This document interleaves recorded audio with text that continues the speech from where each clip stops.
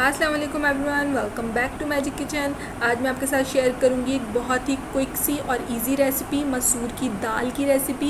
ये जितनी आसान रेसिपी है उतनी ही टेस्ट में मज़ेदार रेसिपी है। अपनी रेसिपी स्टार्ट करते हैं, लेकिन उससे पहले जल्दी से जाके मेरे चैनल को सब्सक्राइब कर लें और बेल का आइकन दबाना मत भूलें, ताकि आइंदा आने वाली हर रेसिपी की नोटिफिकेशन आप लोगों को मिलती रहे। जी, तो हमने एक मिट्टी के बर्तन में मसूर की दाल ले ली है। पहले 1 पाव मैंने यहाँ पे मसूर की दाल ली है और इसको मैंने अच्छे से धोकर पहले आधा घंटे के लिए भिगो दिया था। उससे हमारी मसूर की दाल बहुत अच्छी बनती है। और इसको अगर आप मिट्टी के बर्तन में बनाएंगे तो और भी अच्छा टेस्ट आएगा। वैसे आप किसी भी बर्तन में बना सकते हैं। और यहाँ इसके अंदर मैं पानी शामिल कर रही हूँ। इसके अंदर जितना पानी चाहे आप लोग इसमें डाल सकते हैं इसको पकाने के लिए।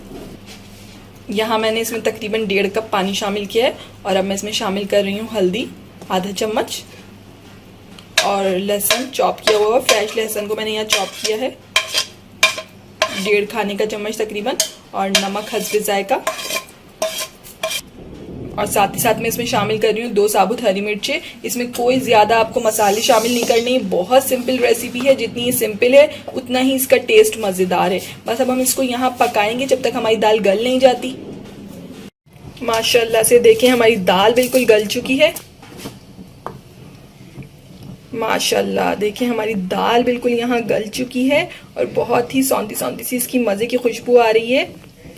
अब हम इसमें शामिल करेंगे यहाँ पर धनिया, बारीक कटा हुआ धनिया शामिल करेंगे ऊपर से, और हरी मिर्ची बारीक कटी हुई।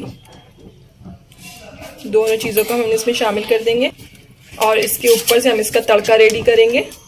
इसके तड़के के लिए मैंने एक पैन में सबसे पहले ऑयल ले लिया है और साथ में मैं इसके शामिल कर रही हूँ लहसुन कटा हुआ।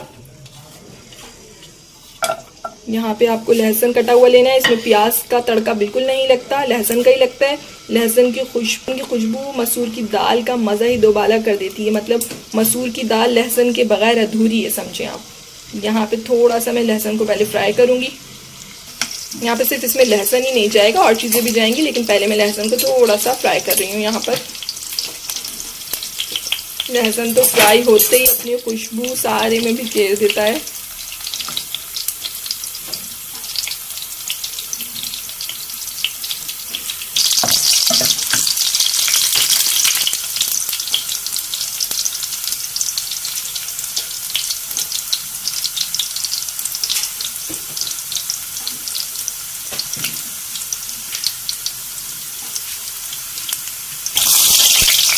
देखिए हमारे लहसुन ने अपना कलर चेंज करना स्टार्ट कर दिया है।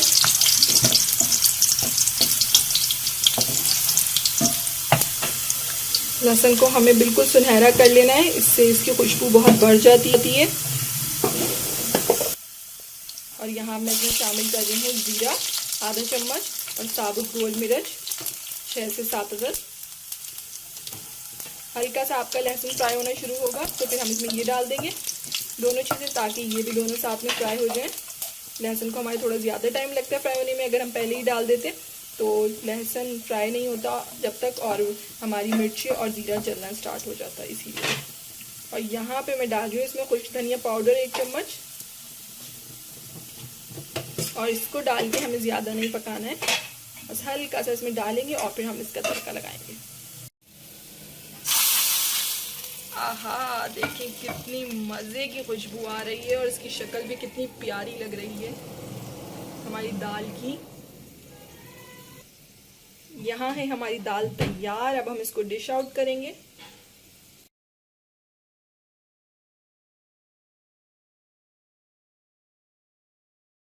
जी, तो यहाँ बिल्कुल रेडी है हमारी गर्मा गर्म मसूर की दाल।